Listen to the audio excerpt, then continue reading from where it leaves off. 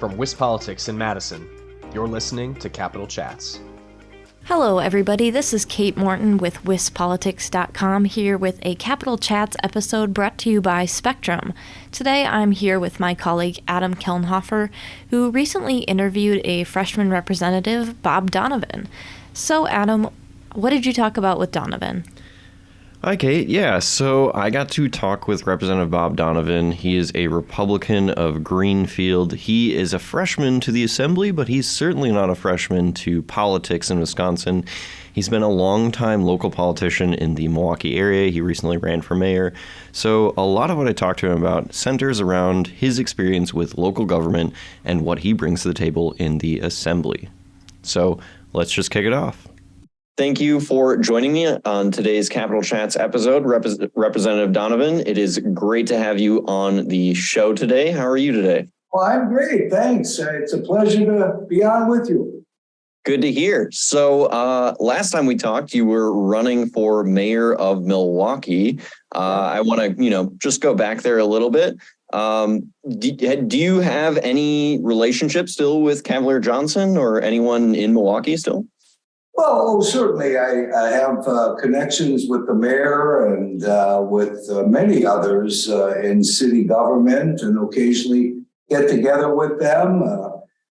Certainly Cavalier and I had our differences during the campaign, but the voters decided. And so I'm hopeful. The one thing that Cavalier and I did agree on in the campaign was the importance of creating a partnership between the city and the state. And so I'm hopeful that we can move in that direction. Got it. Yeah, no, that makes perfect sense. And that kind of brings me to my next question. So you were made vice chair of the Committee on Local Government. You have quite a bit of experience with local government. So what are your plans for that committee? What do you want to do on there? Well, certainly I want to give the perspective of Milwaukee to many of my colleagues. Milwaukee is the only Class A city in the state. I mean, and oftentimes the challenges that they are facing may not be the same in other communities, certainly rural communities. So I think it's important to have that perspective of someone on that committee and certainly someone within the Republican caucus that can sort of give Milwaukee's perspective on things. And so I'm excited about the opportunity. All right. So I'm kind of curious. You spent quite a bit of time in local government in Milwaukee. What's that change like to be at the state government level now? Well, I will tell you this, I have yet to receive a phone call that my garbage wasn't picked up. So a lot of the issues that you're dealing with as a state legislator are certainly different from the alderman. But I've always believed local government is where the rubber meets the road. It's the entity of government that provides the essential services to our residents that impact their lives on a daily basis. And so that's always been my background and the perspective that I certainly want to bring to the legislature. So the issues are different, but I am hopeful that with my experience in Milwaukee, that can be an asset to the legislature and try and fashion some policies and initiatives that can take into consideration the challenges that local governments are facing. Yeah, no, you bring quite a bit of local government experience to the table here. But, sticking with that local government issue, we heard also on the mayoral campaign trail, shared revenue has been a big topic among all lawmakers of both sides of the aisle. What do you think? What's the next move on shared revenue? Are we going to see an increase in shared revenue for Class A cities or anyone else like that? Or well, the one point that I am very pleased to report is that this is not just a Milwaukee issue. I'm talking to representatives from really all parts of the state, and they're telling me that it's certainly an issue with the communities that they represent. So I do feel strongly that there will be some kind of effort moving forward to improve and increase shared revenue for municipalities across the state. So, that's a plus. Whenever you're dealing with Milwaukee against the rest of the state, that's not a good scenario to be involved in. That's not the case with the shared revenue. I think we're hearing from really all municipalities across the state and the smaller suburban communities that I represent in Milwaukee County share the same concerns. They need some help. And so I do feel good that discussions are certainly moving in the right direction. Got it.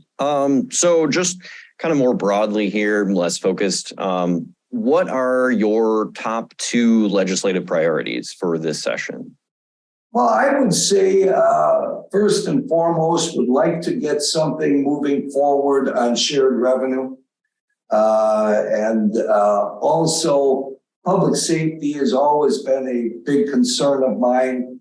I'd like to be able to fashion some strategies that effectively deal with the crime problems and much of the chaos that we're seeing in the greater Milwaukee area throughout Milwaukee County.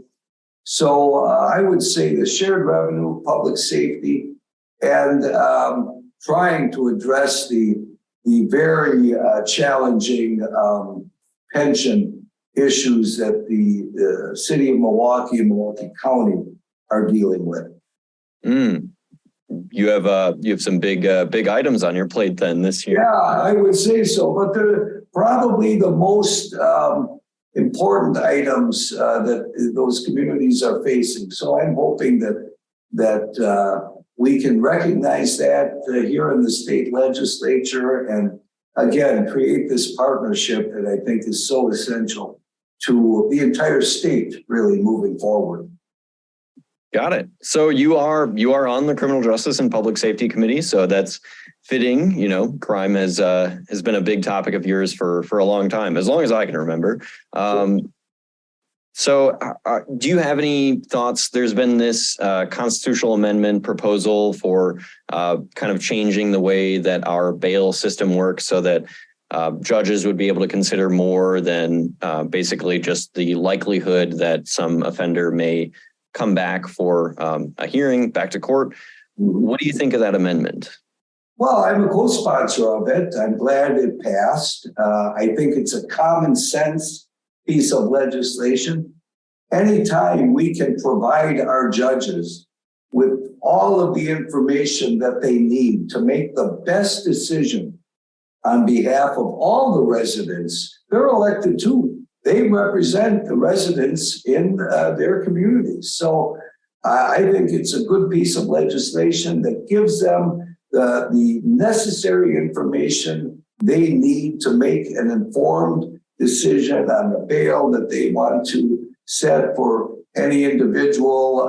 And I think certainly job number 1 of government needs to be the protection and the safety of all of our residents throughout the state. So I think it's certainly a move in the right direction. Got it. So some of the criticisms of this proposal are a lot of Democrats are saying that it would still allow those with, the wealthier people to basically buy their way out. Do you have any kind of response to that? What do you think of that argument?